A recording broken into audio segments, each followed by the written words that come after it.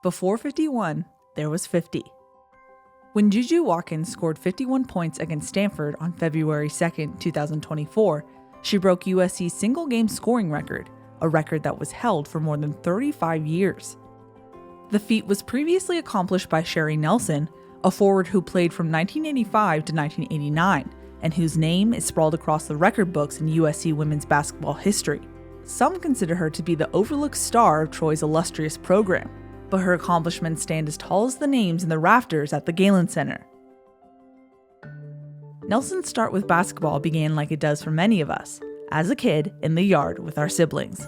Well, I started playing basketball in my mom's driveway in Altadena. I have 5 brothers, and I was playing against them and their friends in her driveway. Decades later, Nelson reflects on her journey with basketball in the exact gym in Altadena where her talents were first recognized. I was in the 8th grade, and a reporter after the game came up to me and he said, you know what, if you keep practicing, you may get a scholarship. So I walked away and I came back to him and I said, excuse me, I said, what's a scholarship? And so then he told me, he said, if you work hard, you can play basketball and go to school for free and get an apartment, and they'll pay for your tuition and education. I said, wow. So in the 8th grade, I said, that's what I think I want to do, get a scholarship and play basketball. Her success continued both on and off the court in high school, which attracted many suitors from universities across the country. Nelson recalls that her school's mailbox was seldom empty. So here we were in class, and my friends opening up the letters and telling me, this is from Colorado, this is from UCLA. And we were like, wow, we couldn't believe it. That's when I was a junior. And so then we were like, wow, you may be able to get a scholarship. Nelson kept her options open, but the call to be a Trojan was too strong for the Southern California native. At that time, Cheryl Miller and Pam and Paula McGee, they had already done some phenomenal things at USC. They had won, I believe, 1 or 2 championships. So I saw the newspaper, and my friend, she told me, she said, hey, you see this lady right here? And I looked, she said, that's Cheryl Miller. She said, you'll never be as good as her though. And I looked at it and I said, well, what school did she go to? And she said, she went to USC. And I thought to myself, that's the school I want to go to. Her sights were set on USC, and eventually, Nelson's goal became a reality. At center, a 6'3" freshman from Altadena, number 32, Cherie Nelson. From being the best player in high school to playing with living legends in college, it was quite the transition for Nelson. As soon as I got to USC, it was another level. It was no more playing, we were serious. And USC was about winning championships. Practices were actually harder than being in the game. I was guarding Cheryl Miller every day in practice. And the other people I was playing against, and I was a freshman, they weren't as good as Cheryl. Just like she did in her mother's driveway playing against her brothers, Nelson quickly rose to the challenge and developed her game further. Once Cheryl Miller graduated in 1986, Nelson assumed the mantle in her sophomore season as one of USC's top players and leaders. I knew I wanted to be better than everyone else. I said in order for me to be better than everyone else, I had to do more. The center's idea of doing more included her own workout plan separate from her team's practices. I would get up and I would run 2 hours in the morning. I would go over to the Coliseum and I would get in and I would run the stairs 20 times. And then in the evening, again, I would run another 2 miles and I would put in 500 shots. So that was a typical day for me. Nelson says her work ethic is a reflection of her mother, Irene. As a child, she saw firsthand how her mom could overcome any challenge. My father died when I was 8 years old, and my mom went back to school. She got her degree in communications. She raised 5 boys and myself by herself. So she instilled in me how to be hardworking, motivated, and I just carried that. And I kept saying, if my mother can do it, I can do it. If she could get a degree, I could get a degree. If she could work hard, I could work hard. Her extraordinary efforts ultimately paid off and helped her reach new heights on the basketball court. She achieved the second highest scoring seasons for a sophomore and junior in program history. The only Trojan to do it better, Cheryl Miller. It was never my goal to break, these records. We were all about winning. That was the most important thing, winning and the team. Nelson capped off her impressive junior season by being named Pac-10 Player of the Year, leading the conference in both scoring and rebounding. It was phenomenal. I worked really, really hard the year prior, and so I was very proud of what I had accomplished. Despite suffering an injury during her senior season, Nelson scored 679 total points and averaged 9.5 rebounds a game. Her scoring average of 26.1 points per game still stands as the most ever by a USC senior and third all-time in Trojan history.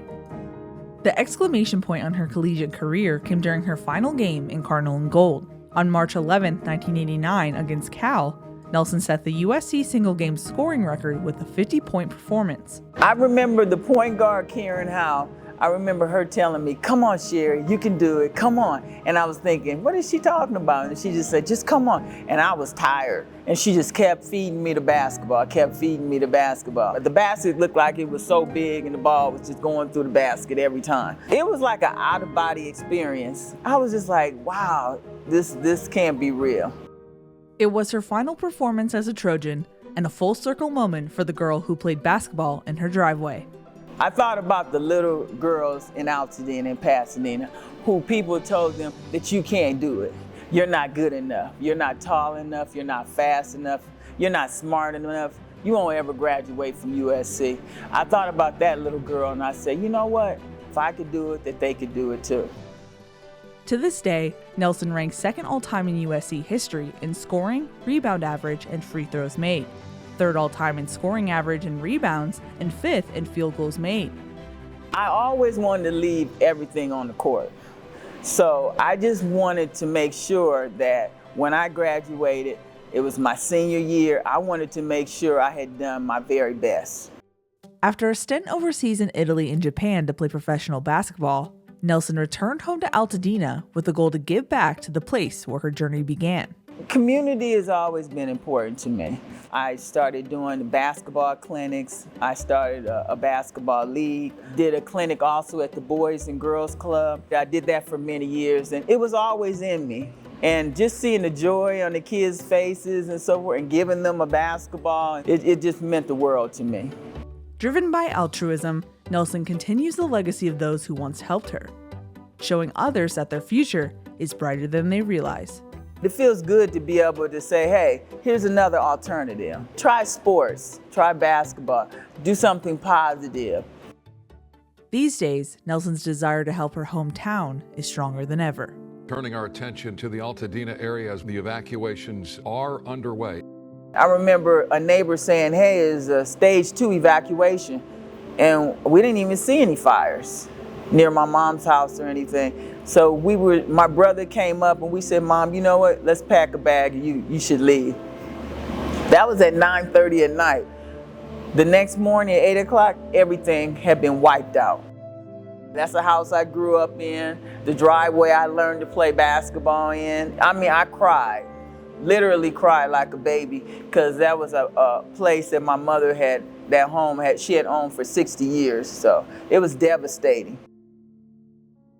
Though Nelson's mother had lost everything, her strength was untouched. And she said, Cherie, the house is gone. And I'll never forget, she told me everyone was sad and crying, but my mother was still being a leader because she said, we're gonna rebuild. And I said, that's right, Mom, we're gonna rebuild. At a point where she could have been crying and hurt and sad, she wasn't. She was still being a leader.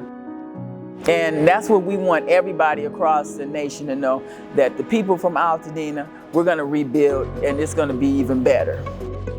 Nelson's mother also insisted on attending USC's Alumni Appreciation Game, just days after losing her home.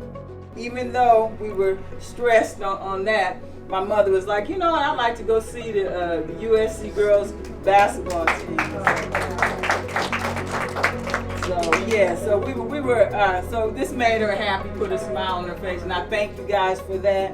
It just made her day, and she was just so excited. She goes, I was so happy being at the USC game and supporting the girls, and it made me happy too. It was there that Nelson met Juju Watkins for the first time. The two not only connected over the spots they share in USC's record books, but also their passion to give back to their community. that's one of the things when I talked to her one-on-one that I told her, I'm not here because of what you did on the basketball court. I'm here for the things that I've heard you doing within your community in Watts. You know, what we do is so that the next person can say, hey, you know what, I'm gonna try to break that record. You know, I'm gonna work really hard. So it's just a motivational thing when you break records and so forth, is to tell the next person that's under you, you know what, if you work really hard, maybe you can do it too. Maybe you can break Juju's record or break Nelson's record. I think I still have a few more to be broken.